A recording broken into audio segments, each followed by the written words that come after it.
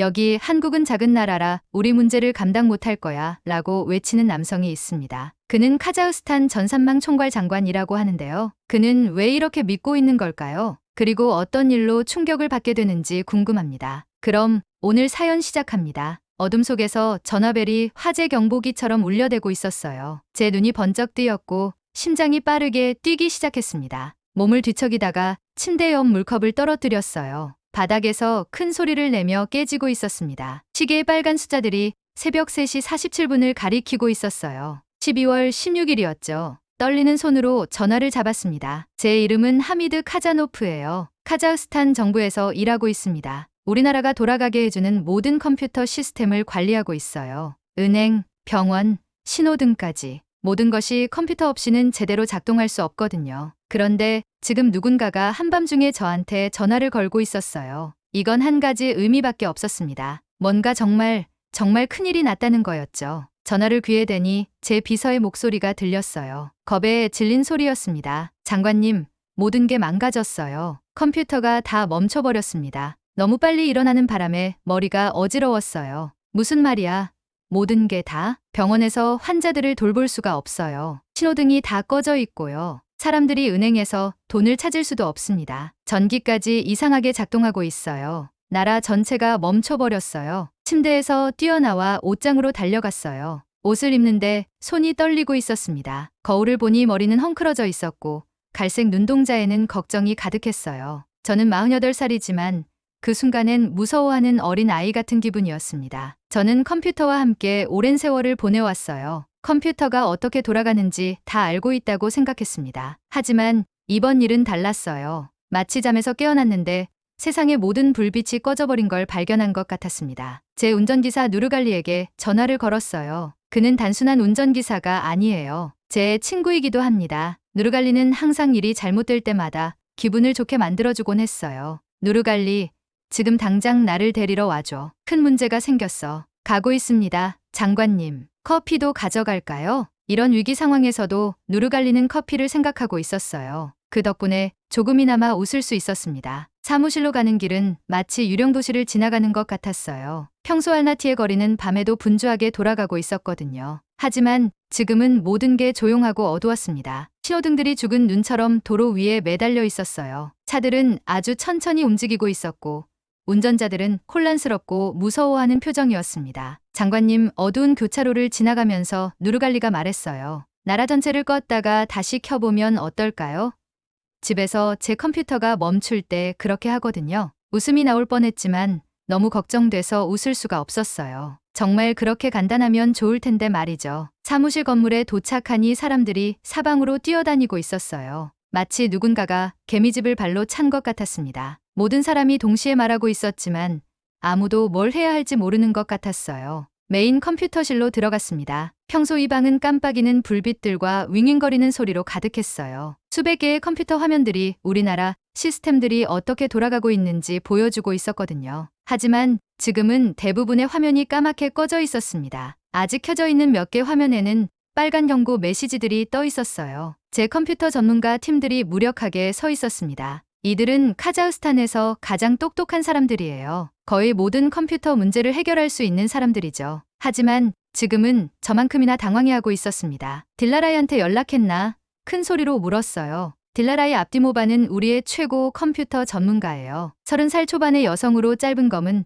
머리와 아주 총명한 눈을 가지고 있습니다. 컴퓨터 코드를 보면 다른 사람들이 책을 읽듯이 이해할 수 있어요. 누군가가 이 문제를 해결할 수 있다면 딜라라이였습니다. 오고 있습니다. 장관님, 누군가가 대답했어요. 도시가 내려다보이는 큰 창문으로 걸어갔습니다. 평소라면 별처럼 반짝이는 수천 개의 불빛을 볼 수 있었어요. 하지만 오늘 밤은 도시의 큰 부분들이 어둠에 잠겨 있었습니다. 마치 누군가가 세상의 일부분을 지워버린 것 같았어요. 전화가 또 울렸어요. 이번에는 중국 대사였습니다. 화면에 그의 이름이 뜨는 걸 보니 속이 메스꺼워졌어요. 카자노프 장관님, 부드러운 목소리로 말하고 있었어요. 기술적인 문제가 생겼다고 들었습니다. 참 안타깝네요. 이제 카자흐스탄이 중국의 디지털 실크로드 프로그램에 참가할 때가 된 것 같은데요. 저희가 답변을 기다리고 있었거든요. 아무 말 없이 전화를 끊어버렸어요. 손이 다시 떨리고 있었지만 이번에는 두려움 때문이 아니었습니다. 분노 때문이었어요. 디지털 실크로드. 중국이 몇 달째 우리에게 이 협정에 서명하라고 요구하고 있었어요. 카자흐스탄을 더 현대적으로 만들어주겠다고 했습니다. 우리의 모든 컴퓨터 문제를 해결해주겠다고 말했어요. 하지만 뭔가 이상한 느낌이 들었습니다. 마치 우리를 조종하려는 것 같았어요. 바로 그때 들라라이가 방에 들어왔어요. 노트북을 들고 있었고 매우 진지한 표정이었습니다. 다른 누구에게도 인사하지 않고 곧장 저에게 걸어왔어요. 장관님,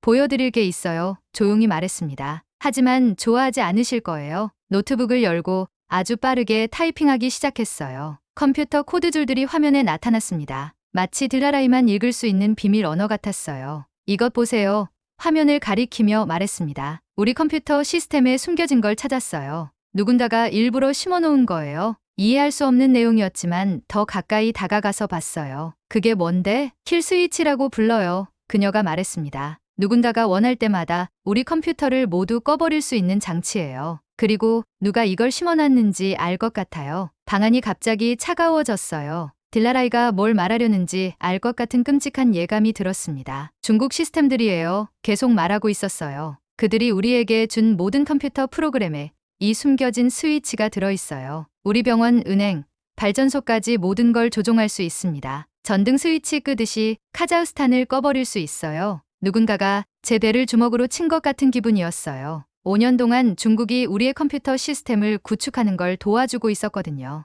모든 걸 무료로 줬어요. 새 컴퓨터, 새 프로그램, 새 인터넷 연결까지. 세상에서 가장 좋은 거래를 한다고 생각하고 있었습니다. 하지만 이제야 진실을 깨달았어요. 좋은 거래를 한 게 아니었습니다. 우리 스스로 감옥을 짓고 있었던 거예요. 제 팀을 둘러봤어요. 모두들 저를 바라보며 뭘 해야 할지 말해주기를 기다리고 있었습니다. 하지만 저도 뭘 해야 할지 몰랐어요. 마치 배가 침몰하고 있는데 어떻게 구해야 할지 모르는 선장 같은 기분이었습니다. 창밖으로 보니 우리 도시는 여전히 어둡고 조용했어요. 저 어딘가에서 사람들이 무서워하고 혼란스러워하고 있을 거예요. 그들은 제가 이 문제를 해결해주기를 기대하고 있었습니다. 하지만 어떻게 망가진 건지도 이해하지 못하는데 어떻게 고칠 수 있을까요? 눈을 감고 깊게 숨을 쉬었어요. 내일은 우리나라를 구할 방법을 찾아야 합니다. 하지만 오늘 밤은 우리가 애초에 어떻게 이런 상황에 빠지게 됐는지 이해하려고 노력할 수밖에 없었어요. 다음 날 아침은 마치 다른 세상에서 깨어난 기분이었어요. 겨우 3시간 정도밖에 못 잤는데도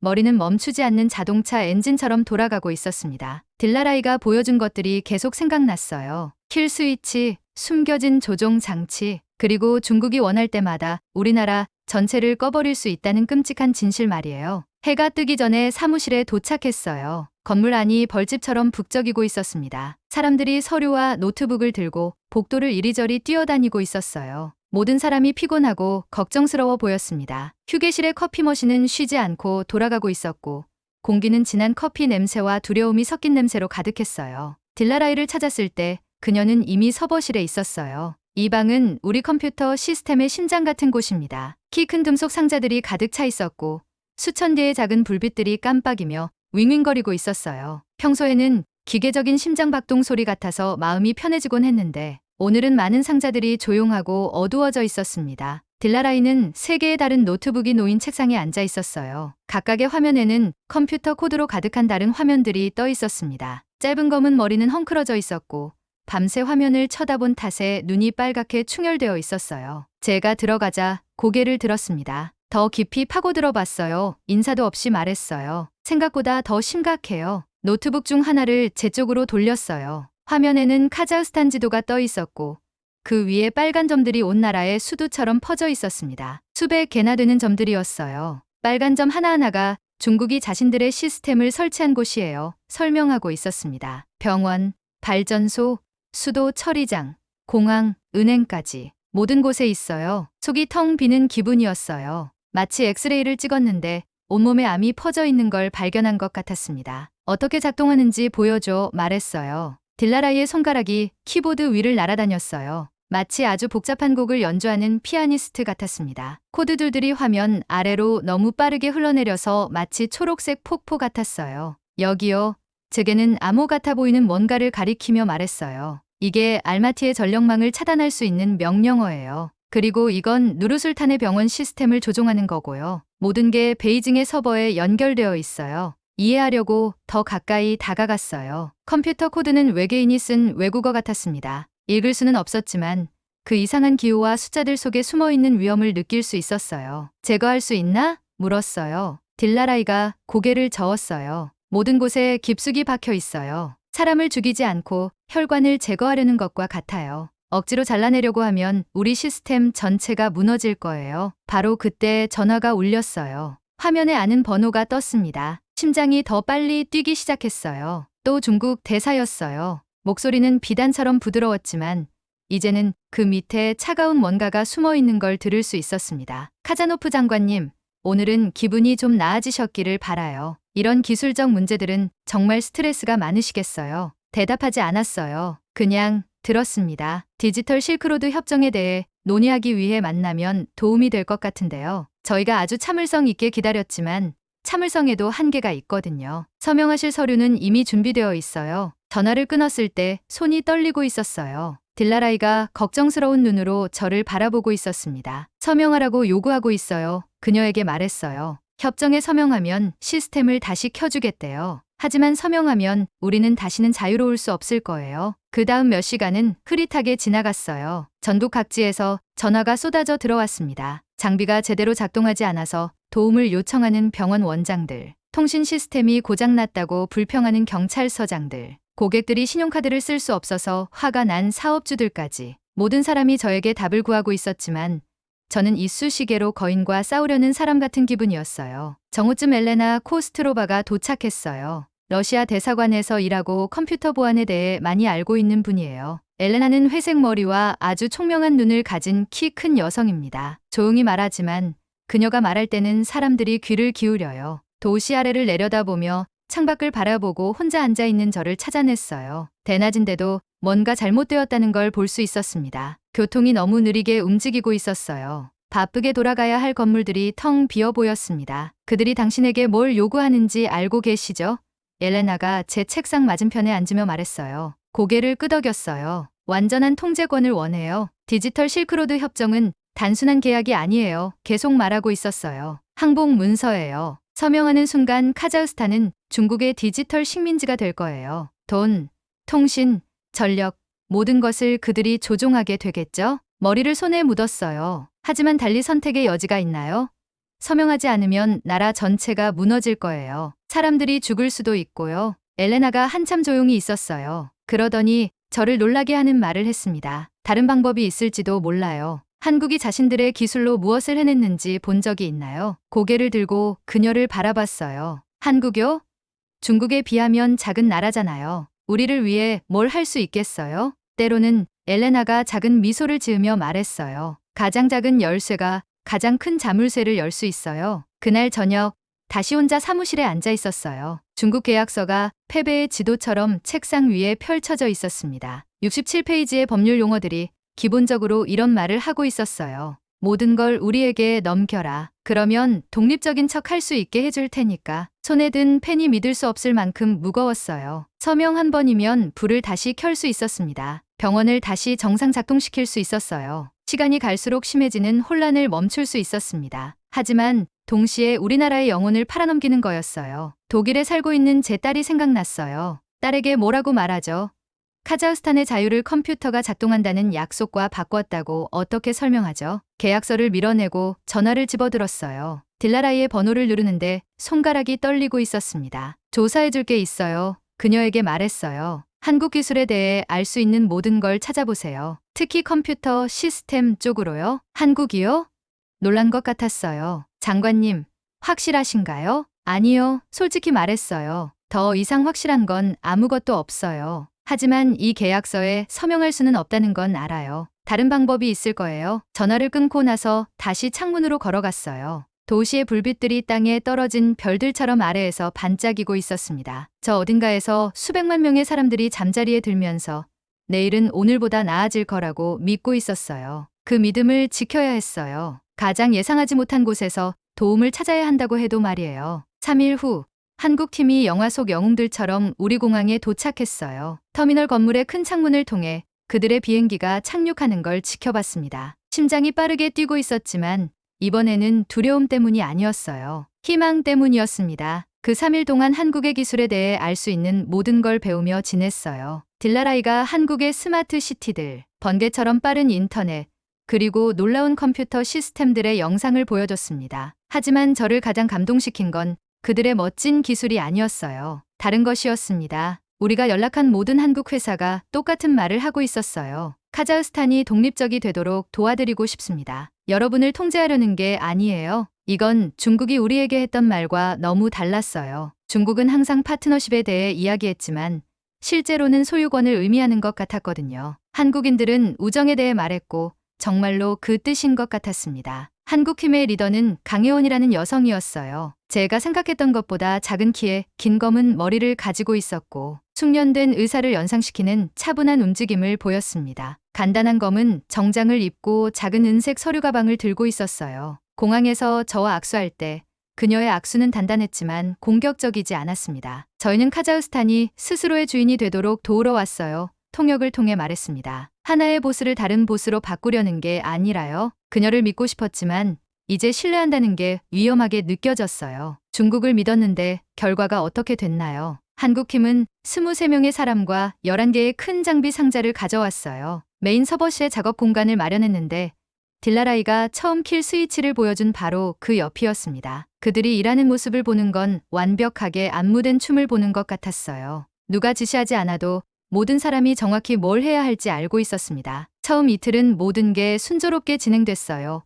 한국인들은 하루에 18시간씩 일하면서 가져온 간이 침대에서 잠을 잤습니다. 밥과 국물로 간단한 식사를 하면서도 아무 불평하지 않았어요. 천천히 조심스럽게 우리 컴퓨터 시스템을 통과하는 새로운 통로들을 만들어가고 있었습니다. 마치 환자의 뇌를 수술하는 외과의사들을 보는 것 같았어요. 모든 움직임이 완벽해야 했어요. 그렇지 않으면 전체가 실패할 수 있었거든요. 셋째 날 서버실에 서서 한국 기술자들이 일하는 모습을 지켜보고 있었어요. 방 안이 활동으로 윙윙거리고 있었습니다. 수십 개의 컴퓨터 화면에 컬러 차트와 흘러가는 데이터가 보였어요. 이 위기가 시작된 이후 처음으로 우리가 정말로 이 문제를 해결할 수 있을 것 같다는 생각이 들었습니다. 바로 그때 모든 게 끔찍하게 잘못됐어요. 건물 전체에 빨간 경보등이 깜빡이기 시작했어요. 성난 괴물처럼 울부짖는 큰 사이렌이 울리기 시작했습니다. 메인 전등이 꺼지면서 지옥 같은 빨간 비상등의 빛만 남았어요. 우리 주변의 모든 컴퓨터 화면에 큰 빨간 글자로 오류 메시지가 나타나기 시작했습니다. 한국 기술자 중 한 명이 한국어로 뭔가를 외쳤는데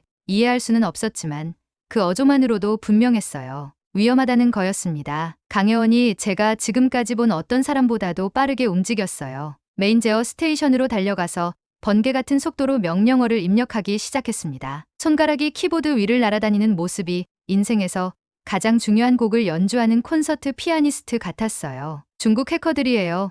팀원 중 한 명이 영어로 외쳤습니다. 우리 보안 터널을 공격하고 있어요. 피가 얼음물로 변하는 기분이었어요. 중국이 더 이상 우리를 지켜보기만 하는 게 아니었어요. 우리가 자유로워지는 걸 적극적으로 막으려 하고 있었습니다. 마치 우리의 독립에 전쟁을 선포한 것 같았어요. 그 다음 몇 분이 몇 시간처럼 느껴졌어요. 손상된 장비에서 불꽃이 튀었습니다. 공기가 타는 전자기기 냄새로 가득 찼어요. 그 모든 와중에도 강혜원은 완전히 침착했습니다. 마치 사이버 공격을 막는 게 평범한 일상인 것처럼 말이에요. 손상된 터널 안을 봐야 해요. 팀에게 말했습니다. 드론을 들여보낼 수 있나요? 그 다음에 일어난 일은 처음 보는 것이었어요. 한국 기술자 중 한 명이 작은 은색 케이스를 열고 작은 헬리콥터 같은 걸 꺼냈습니다. 제 주먹만한 크기에 4개의 회전하는 프로펠러와 작은 눈알 같은 카메라가 달려 있었어요. 드론이 기계적인 벌새처럼 공중을 날아다녔어요. 메인 화면에서는 드론이 우리 보안 터널을 이루는 케이블과 회로의 미로를 날아가면서 보는 모든 것을 볼 수 있었습니다. 손상이 끔찍했어요. 케이블들이 부서진 거미줄처럼 매달려 있었습니다. 회로 기판에서 불꽃이 튀고 연기가 나고 있었어요. 폭격 후 전장 같았습니다. 하지만 그때 뭔가를 봤어요. 모든 파괴의 한가운데에 아직 작동할 것 같은 라우터들이 모여 있었습니다. 그것들에 연결할 수 있다면 모든 손상을 우회해서 보안을 복구할 수 있을지도 몰랐어요. 저기요, 화면을 가리키며 저도 모르게 말하고 있었어요. 가운데 있는 저 라우터들 말이에요. 비상 백업 시스템을 통해 저기에 도달할 수 있다면 제가 뭘 제안해야 할지 안다는 사실에 스스로 놀랐어요. 저는 딜라라이나 한국팀 같은 기술 전문가가 아니거든요. 하지만 이건 우리나라 시스템이었어요. 복잡한 부분을 다 이해하지는 못해도 몇 년 동안 이 컴퓨터들과 함께 일해왔잖아요. 강혜원이 새로운 존경심으로 저를 바라봤어요. 맞아요. 드론을 접속 패널까지 안내해 주실 수 있나요? 그 다음 30분 동안 저는 드론 조종사의 내비게이터가 됐어요. 작은 카메라 화면을 보면서 방향을 알려줬습니다. 파란 케이블 묶음에서 왼쪽으로, 서버렉을 지나서 직진, 깜빡이는 노란 불빛 쪽으로 아래로, 드론의 기계팔들은 믿을 수 없을 정도로 정밀했어요. 연필보다 가는 케이블도 연결하고 분리할 수 있었습니다. 천천히 조심스럽게 중국 해커들이 찾지 못한 백업 시스템을 통해 연결을 다시 연결했어요. 보안 터널이 마침내 다시 온라인 상태가 되었을 때 방에 있던 모든 사람이 환호했어요. 진지한 한국 기술자들도 웃으며 박수를 쳤습니다. 하지만 저는 안도감보다 더 큰 뭔가를 느꼈어요. 자부심이었습니다. 이 위기가 시작된 이후 처음으로 다른 사람들이 문제를 해결하려는 걸 지켜보기만 하는 게 아니라 제가 직접 문제 해결에 도움이 됐어요. 이건 더 이상 기술에 관한 것만이 아니었습니다. 카자흐스탄이 스스로 일어설 수 있다는 걸 증명하는 것이었어요. 그날 저녁 강혜원이 혼자 사무실에 앉아 있는 저를 찾아왔어요. 당장의 위기는 끝났지만 중국이 다시 시도할 거라는 걸 알고 있었습니다. 쉽게 포기하지 않을 테니까요. 어떻게 아셨어요? 저에게 물었습니다. 라우터 구성에 대해서 말이에요. 잠시 그녀의 질문에 대해 생각해봤어요. 이게 우리나라 시스템이니까요. 마침내 말했습니다. 기술적인 세부사항을 다 이해하지는 못하지만 카자흐스탄에게 뭐가 필요한지는 알아요. 그녀가 천천히 고개를 끄덕였어요. 그게 가장 중요한 지식이에요. 창밖으로 보니 도시의 불빛들이 며칠 만에 가장 밝게 빛나고 있었어요. 이 악몽이 시작된 이후 처음으로 어쩌면 정말 어쩌면 우리가 괜찮을 거라고 믿어도 된다는 생각이 들었습니다. 3주 후 저는 세계에서 가장 중요한 사람들로 가득 찬 회의실 앞에 서 있었어요. 뉴욕의 유엔 건물은 제가 상상했던 것보다 훨씬 컸습니다. 회의실에는 도시를 내려다보는 높은 창문들이 있었고 모든 나라의 국기들이 벽을 따라 다채로운 깃발처럼 벌려 있었어요. 저는 카자흐스탄의 이야기를 전하러 온 거였어요. 하지만 그보다 더 중요한 건 세계의 디지털 거인들 사이에 갇혀 있다고 느끼는 다른 작은 나라들에게 희망을 주는 것이었습니다. 연단에서 서류를 정리하는데 손이 조금 떨리고 있었어요. 제 왼쪽 세 자리에 앉은 중국 대표를 볼 수 있었습니다. 얼굴은 평온해 보였지만 기분이 좋지 않다는 걸 알 수 있었어요. 미국 대표단은 회의실 오른쪽에 앉아서 호기심 어린 눈으로 모든 걸 지켜보고 있었습니다. 하지만 저는 그들에게 말하는 게 아니었어요. 겨우 한 달 전 카자흐스탄이 직면했던 것과 같은 불가능한 선택에 직면한 수십 개의 작은 나라 대표들에게 말하고 있었습니다. 깊게 숨을 쉬고 발표를 시작했어요. 디지털 독립은 다른 나라의 도움을 거부하는 게 아닙니다. 큰 회의실에 제 목소리가 또렷하게 울려 퍼졌어요. 그 도움이 숨겨진 사슬 없이 오는지 확인하는 것입니다. 버튼을 누르니 제 뒤에 큰 화면에 카자흐스탄 지도가 나타났어요. 하지만 이건 몇 주 전 딜라라이가 보여준 빨간 점들로 덮인 지도가 아니었습니다. 우리의 새롭고 독립적인 시스템들을 보여주는 초록색 점들로 덮인 새로운 지도였어요. 4주 전 우리나라의 컴퓨터가 작동을 멈췄습니다. 다른 나라가 우리 시스템에 숨겨진 조종장치를 심어놨다는 걸 발견했어요. 원할 때마다 카자흐스탄을 전등 스위치처럼 꺼버릴 수 있었습니다. 청중들 사이에서 웅성거림이 들렸어요. 어떤 사람들은 충격받은 표정이었습니다. 다른 사람들은 마치 비슷한 경험을 한 것처럼 슬프게 고개를 끄덕이고 있었어요. 우리에게는 두 가지 선택이 있었습니다. 계속했어요. 디지털 자유를 영원히 포기하는 협정에 서명하거나 다른 길을 찾는 것이었죠. 발표의 다음 부분에서는 우리 서버실에서 일하는 한국 팀의 사진들을 보여줬어요. 그들이 어떻게 오직 카자흐스탄에게만 속하는 새로운 시스템을 구축하도록 도와줬는지 이야기했습니다. 다른 어떤 나라도 조종하거나 차단할 수 없는 시스템을 말이에요. 한국 모델은 단순히 새로운 기술만 주는 게 아닙니다. 설명했어요. 그 기술을 스스로 유지하고 개선할 수 있는 지식을 줍니다. 물고기를 주는 대신 물고기 잡는 법을 가르쳐 준 거예요. 발표를 마쳤을 때 회의실이 잠시 조용해졌어요. 그러더니 우즈베키스탄 대표가 손을 들었습니다. 이 한국 방식이 다르다는 걸 어떻게 알 수 있나요? 그들도 우리를 조종하려 하지 않을 거라고 어떻게 믿을 수 있죠? 몇 주 전 제 자신의 의심이 생각나서 웃음이 났어요. 이미 증명했기 때문입니다. 그들이 우리를 위해 만든 시스템에는 숨겨진 스위치가 없어요. 비밀 조종 장치도 없고요. 모든 코드줄을 다 확인해봤습니다. 그리고 더 중요한 건 우리 스스로 확인하는 방법을 가르쳐주고 있다는 거예요. 회의가 끝난 후 저와 함께 뉴욕에 온 누르갈리와 센트럴 파크를 걸었어요. 그는 높은 빌딩들과 노란 택시들에 놀라워했지만 가장 인상 깊어한 건 푸드트럭이었습니다. 장관님, 자기 주먹보다 큰 핫도그를 먹으면서 말했어요. 한국이 우리를 도와주기에는 너무 작다고 생각했던 때 기억나세요? 웃음이 났어요. 그때는 많은 것들에 대해 틀렸었어. 뭐가 마음을 바꾸게 했나요? 아이들이 장난감 배를 띄우고 있는 연못을 지나가면서 그의 질문에 대해 생각해 봤어요. 힘이 있는 것과 도움이 되는 것은 다르다는 걸 배웠어. 중국은 강력했지만 그 힘을 우리를 조종하는 데 쓰려고 했거든.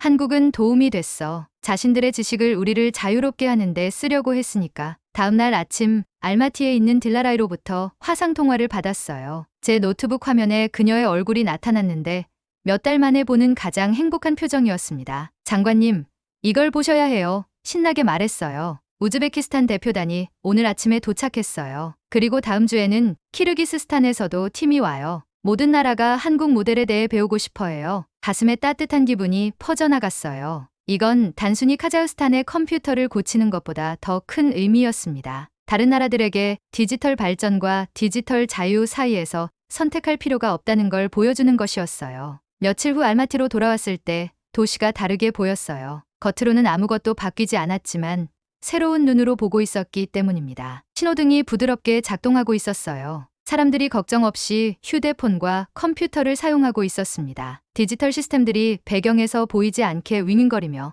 아무도 신경 쓸 필요 없이 제 역할을 하고 있었어요. 그때 우리가 정말로 성공했다는 걸 깨달았어요. 최고의 기술은 보이지 않는 기술입니다. 컴퓨터가 제대로 작동할 때 사람들은 디지털 세상이 사라질까 걱정하는 대신 자신의 삶을 사는 데 집중할 수 있거든요. 그날 저녁 다시 사무실에 있는 자신을 발견했는데 이번에는 위기 때문이 아니라 제 선택으로 온 거였어요. 창문 너머로 알마티의 불빛들이 디지털 별들처럼 반짝이는 걸 볼 수 있었습니다. 각각의 불빛은 이제 디지털 조작으로부터 안전해진 가족, 사업, 꿈을 나타내고 있었어요. 딜라라이가 문을 두드리고 차 두 잔과 어떤 컴퓨터 전문가든 자랑스러워할 만한 시스템 보고서가 떠있는 태블릿을 들고 들어왔어요. 장관님, 새 나라가 더 확정됐어요. 우리의 새로운 시스템을 연구하기 위해 기술팀을 보내고 싶다고 해요. 차를 받고 우리 도시를 내다봤어요. 카자흐스탄의 디지털 심장이 이제 자신만의 리듬으로 뛰고 있었습니다. 자신만의 생각을 하고